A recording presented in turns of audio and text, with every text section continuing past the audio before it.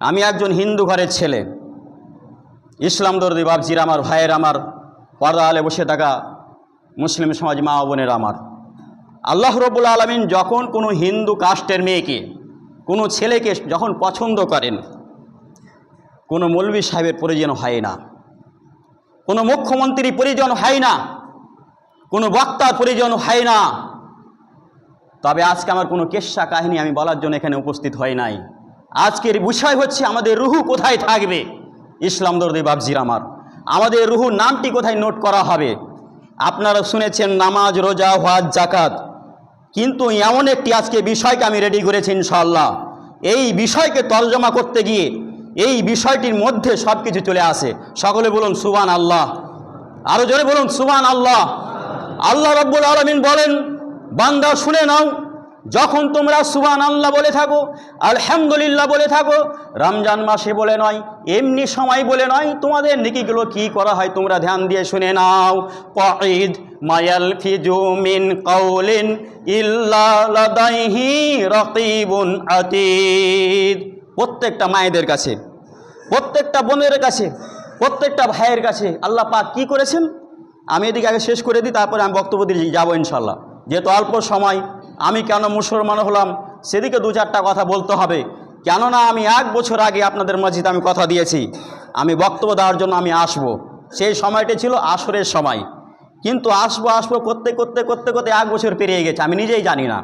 কিন্তু আল্লাহ পাক আজকে আমাকে সময়টা দিয়েছেন, আমি আসতে পেরেছি। সকলে বলুন আলহামদুলিল্লাহ। বাপজির আমার পূর্বে নাম ছিল কৃষ্ণ সূর্যবংশী। এখন মুসলমান হওয়ার পরে এখন সারা ভারতে ইন্টারনেটের মাধ্যমে, ইউটিউবের মাধ্যমে, ফেসবুকের মাধ্যমে আর বক্তব্য আছে। আজকে নতুন বক্তব্য দিচ্ছি না এখানে। বাদরুদ্দোজা নাম শুনেছেন, আমার গত সপ্তাহে তার গ্রামে, তার বাড়ির পাশে আমার বক্তব্য সেখানে ডেট ছিল, খানপুর মাদ্রাসা। সেই মাদ্রাসায় 2500 লোক হয়েছিল।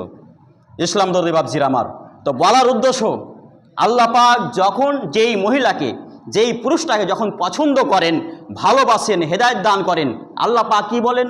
আল্লাহ পাক বলছেন কুন ফায়াকুন। আল্লাহ পাক যখন অর্ডার করেন, আজকে এই গ্রামের একজন হিন্দু থেকে মুসলমান হবেন একজন মহিলা, একজন পুরুষ, তখন কোনো মৌলভী সাহেবের বক্তব্যের প্রয়োজন হয় না। যখন আল্লাহ পাক বলেন কুন ফায়াকুন, সেই বাড়ির টাকা পয়সা, সে ব্যক্তি ধন দৌলত ছেড়ে, পিতা মাতাকে ছেড়ে সে ব্যক্তি ইসলাম গ্রহণ করেন কোথায়? জনাবে মুহাম্মদ মুস্তাফা, জোরে বলুন, সাল্লাল্লাহু আলাইহি সাল্লামের ওয়ারিসের কাছে। ওয়ারিসটা কি?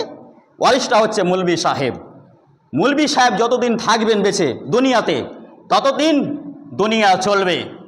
যখন দেখবেন ভালো ভালো আলেমরা ইন্তিকাল করছেন, তখন বুঝবেন এটা কিয়ামতের আলামত। এটা হাদিসের কথা বলছি, কোনো ফালতু কথা নয়।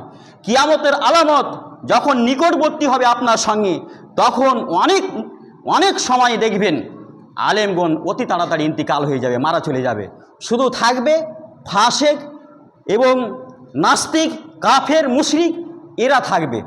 কিন্তু তারা আল্লাহকে বলে যে ডাকবে, এরকম কোনো ভালো লোক খুঁজে পাওয়া যাবে না। ইসলাম দরদি বাপজির আমার, যাই হোক, আজকের বিষয়, আমাদের রুহুকে আল্লাহ রাব্বুল আলামিন কত বছর আগে সৃষ্টি করেছেন। আমরা এখানে বসে আছি, আল্লাহ রাব্বুল আলামিন আগে মৌলভী সাহেবকে সৃষ্টি করে নাই, আগে বক্তাকে সৃষ্টি করে নাই, আগে আল্লাহ রাব্বুল আলামিন মহিলা ও পুরুষকে সৃষ্টি করে নাই। 50 বছর আগে আল্লাহ রাব্বুল আলামিন আপনার রুহু, আমার আত্মাটিকে আল্লাহ পাক তৈরি করেছেন, সৃষ্টি করেছেন। জোরে বলুন সুবহান আল্লাহ।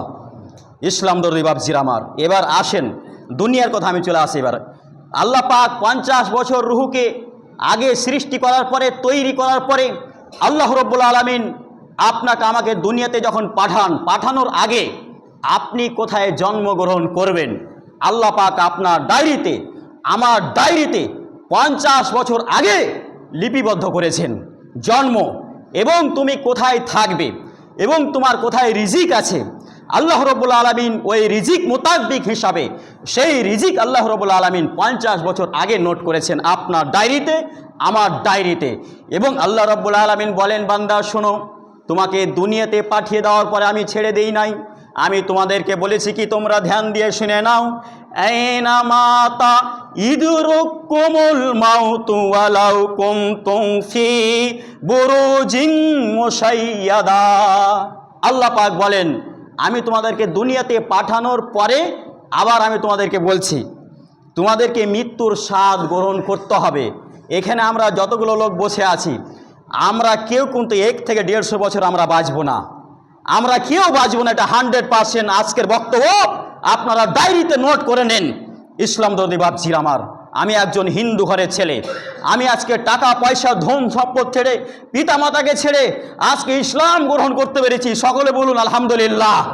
আমি যেমন বাড়ি গাড়ি টাকা পয়সা ছেড়ে আমি ইসলামের ছায়ার তলে আমি এসেছি, ঠিক তেমনভাবে আপনাদের মৌলভী সাহেবকে, আপনাদের গ্রামের সর্দার মরল, আপনাদের পিতা মাতা ভাইকে ঠিক আমার মতোই আপনাদেরকে সবাইকে কবরে চলে যেতে হবে, খালি হাতে, শূন্য হাতে। তো আপনাকে আমাকে মৃত্যুর আসার আগে আপনাকে আমাকে ইমানদার যে আমরা হব। এই যে রমজান মাস আমরা পালন করছি, এটা নতুন নয়। আপনারা মনে মনে ভাবছেন বক্তা সাহেব আপনি তো রমজান মাস সম্পর্কে আলোচনা করতে হবে, তা আপনি কি বলছেন? আমি রমজান মাসের ভিতরেই আছি, আপনারা বোঝার চেষ্টা করেন। আমরা যে রোজা রেখেছি কেন? জনাবে মুহাম্মদ মুস্তাফা যারা বলুন সাল্লাল্লাহু আলাইহি সাল্লাম বলছেন ইন্নামাল আমালু বিন্নিয়াত। আমরা কেন নামাজ পড়ব, আমরা কেন শ্যাম পালন করব, কেন আমরা রোজা রেখেছি? 1400 বছর পূর্বে যেইভাবে প্রত্যেকটা নর ও নারী পূর্বপুরুষদের ওপরে আল্লাহ রাব্বুল আলামিন রমজান মাস শ্যামকে যেভাবে ফরজ করেছিলেন, সেই মুতাব্বিক হিসাবে আল্লাহ রাব্বুল আলামিন প্রত্যেকটা নব মুসলিমের ওপরে, প্রত্যেকটা মুসলমানদের ওপরে, প্রত্যেকটা মা ও বোনদের ওপরে আল্লাহ রাব্বুল আলামিন এই রোজাকে ফরজ করে দিয়েছেন। আপনারা খুশি তো? সকলে বলুন আলহামদুলিল্লাহ। ইসলাম দরদি বাপজির আমার, ভাইয়ের আমার, সোনার বন্ধুরা আমার, সাহাবায়ে কেরাম আল্লাহ নবীকে জিজ্ঞাসা করলেন, একজন মহিলা একজন পুরুষ নামাজ পড়েছে, রমজান মাসকে পালন করেছে, তিনি মুসলমান, আমরা কিভাবে চিনতে পারবো, কিভাবে আমরা বুঝতে পারবো? জনাবে মুহাম্মদ মুস্তাফা জোরে বলুন সাল্লাল্লাহু সাল্লাম বলছেন হাদিসের ভিতরে, তিরমিজি শরীফ হাদিস নাম্বারটাও নোট করে নেন। তিরমিজি শরীফ হাদিস নাম্বার হচ্ছে 982। যখন একজন আপনার গ্রামের আপনার আত্মীয় স্বজন সঠিক মুসলমান হবে, ইমানদার হবে, তাকে প্রমাণ দেওয়া লাগবে।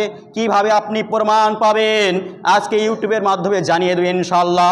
ইসলাম দরদি বাপজির আমার, আপনি নামাজ আদায় করেছেন 5 ওয়াক্ত, কবরের গীবত চুগলখড়ি করেন নাই, দুর্নাম দুর্নীতি করেন নাই, আপনি আল্লাহ পাককে ভয় করেছেন এবং আপনি আল্লাহ পাককে সন্তুষ্ট করেছেন রমজান মাস রেখে, রোজাকে পালন করে। যখন আপনি ইন্তিকাল করবেন, মারা চলে যাবেন, আল্লাহ রাব্বুল আলামিন আপনার কাছে আমার কাছে একজন ফেরেশতা পাঠাবেন আপনার রূহ আমার আত্মাকে বের করার জন্য।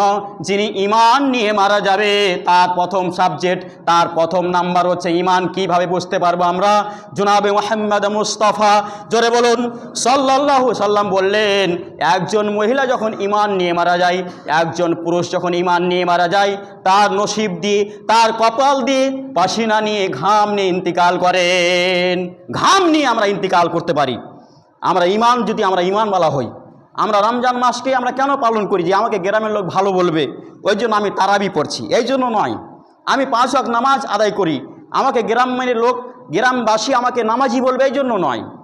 অথবা আপনার ছেলে আপনার মেয়ে বড় হয়ে গেছে, আপনার ছেলের আপনার মেয়ে বিবাহ দিতে হবে, মনে মনে ভাবছেন আমি তো এতদিন 45 বছর নামাজ পড়লাম না, এখন আমার মেয়ের বিয়ে দেওয়া লাগবে, আমার ছেলের বিয়ে দেওয়া লাগবে। আপনি কি করছেন? তাড়াতাড়ি নামাজটা ধরে নিয়েছেন।